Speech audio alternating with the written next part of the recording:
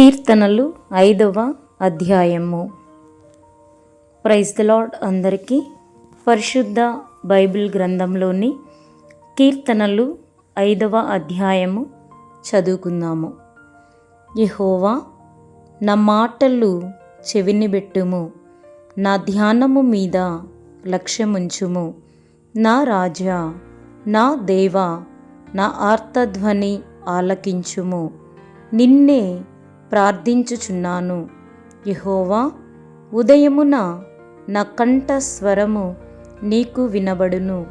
ఉదయమున నా ప్రార్థన నీ సన్నిధిని సిద్ధము చేసి కాచియుందును. నీవు దుష్టత్వమును చూచి ఆనందించు దేవుడవు కావు. చెడుతనమునకు నీ యొద్ద చోటు లేదు.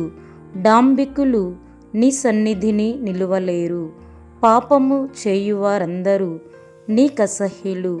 అబద్ధమాడు వారిని నీవు నశింపజేయుదువు. కపటము చూపి నరహత్య జరిగించువారు యెహోవాకు అసహ్యులు. నేనైతే నీ కృపాతిశయమును బట్టి నీ మందిరములో ప్రవేశించెదను.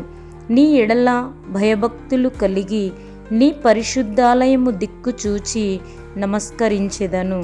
యెహోవా, నా కొరకు పొంచియున్న వారిని బట్టి నీ నీత్యానుసారముగా నన్ను నడిపింపుము.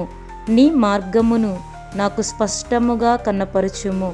వారి నోట యథార్థత లేదు. వారి అంతరంగము నాశనకరమైన గుంట. వారి కంఠము తెరచిన సమాధి. వారు నాలుకతో ఇచ్చకములాడుదురు.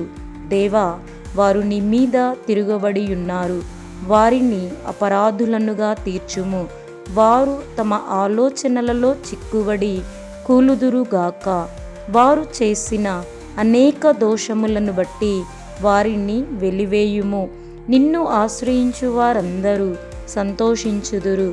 నీవే వారిని కాపాడుదువు గనుక వారు నిత్యము ఆనంద ధ్వని చేయుదురు. యెహోవా, నీతిమంతులను ఆశీర్వదించువాడవు నీవే. కేడెముతో కప్పినట్లు నీవు వారిని దయతో కప్పెదవు. కావున నీ నామమును ప్రేమించువారు నిన్ను గూర్చి ఉల్లసింతురు. Amen. God bless you. Please subscribe my channel.